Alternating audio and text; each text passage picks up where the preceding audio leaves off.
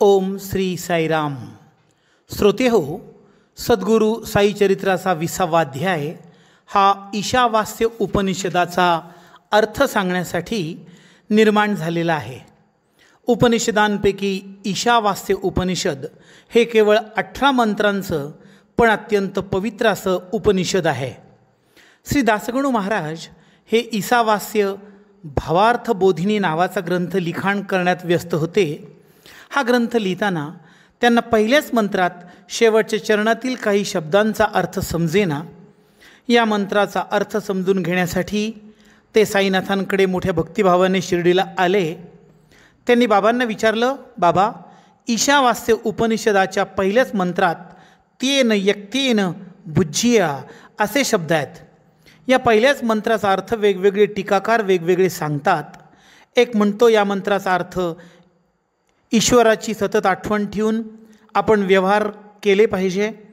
तर एक अभ्यासक म्हणतो आपल्याला ईश्वर कृपेने जे भोग मिळतात ते ईश्वराला अर्पण करून उरलेल्यांचा उपभोग घ्यावा. बाबा, या मतप्रवाहांचे अर्थ मला समजत नाहीत. बाबांनी दासगणूंचं बोलणं ऐकून घेतलं. दासगणूंची सर्व खुशाली विचारून घेतली आणि ते म्हणाले, तू आता शिर्डीवरून ज्यांच्याकडे जाणार आहे त्यांची मोलकरीण तुझ्या शंकेचं निवारण करेल. बाबांच्या उत्तरावर दासगणू महाराज अचंबित झाले. ते भाऊसाहेब दीक्षितांकडे जाणार होते. दासगणूंना वाटलं, मोलकरीण ती मोलकरीण, तिचं शिक्षण तरी किती असणार, तिला काय उपनिषदांची ओळख, ती काय माझ्या शंकेचं उत्तरण देणार. त्यांना वाटलं की बाबा गंमत करत असावेत. पण बाबांचे शब्द म्हणजे काळ्या दगडावरची रेष, त्यांचा शब्द म्हणजे प्रमाण. दासगणू महाराज आता मोलकरीण माझ्या शंकेचं निरसन कशी करते या उत्सुकतेने विले पार्ले येथे भाऊसाहेब दीक्षितांकडे आले. दासगणूंचा मुक्काम झाला. सकाळी ते साखर झोपेत असताना एक मोठ्या आश्चर्याची गोष्ट घडली. कोणी एक कुणब्याची पोर अत्यंत मंजूळ आवाजात गात होती. ते खडबडून जागे झाले.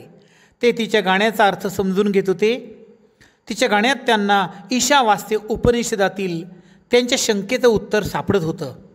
त्यांनी चौकशी केल्यावर त्यांना ती मोलकरीण असल्याचं समजलं.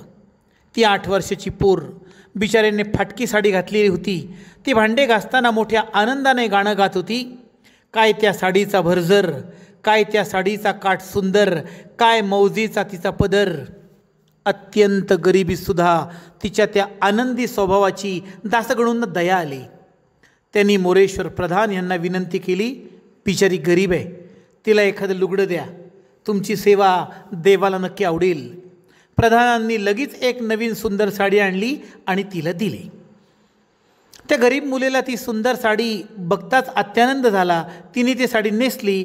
आपल्या मैत्रिणींसोबत ती खूप खेळली. मात्र दुसऱ्याच दिवशी तिने ती नवीन साडी कपाटात गुंडाळून नीट ठेवली. पुन्हा तिने जुने फाटके वस्त्र परिधान केले.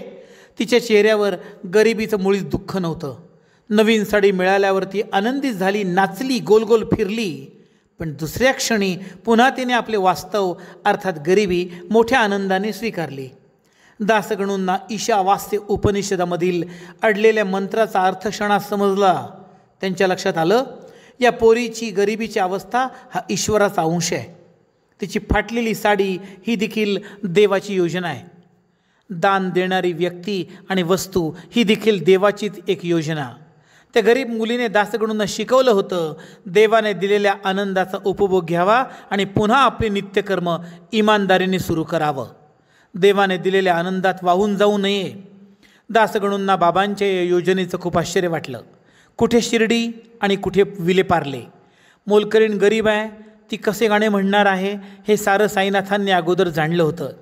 ग्रंथकार म्हणतात, ती गरीब मोलकरीण दुसरी तिसरी आपण स्वतःच आहोत हे समजून घ्या.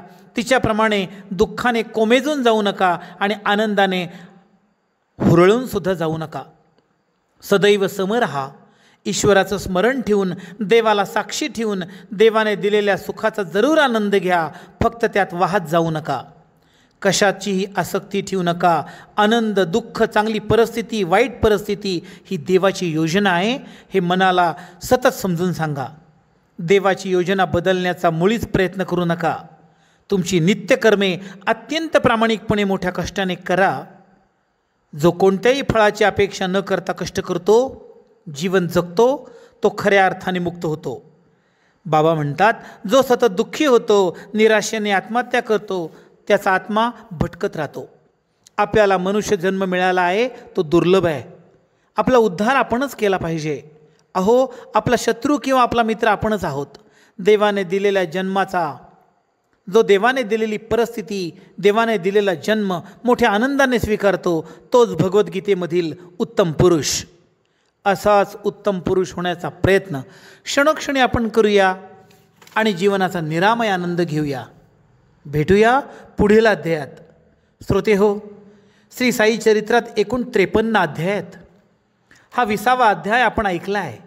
पुढील सर्व ग्रंथ आपल्या अभ्यासासाठी साईनाथांनी बळ द्यावं ही साईनाथांच्या चरणी प्रार्थना. भेटूया उद्या 21व्या अध्यायात. तोपर्यंत ओम श्री साईराम.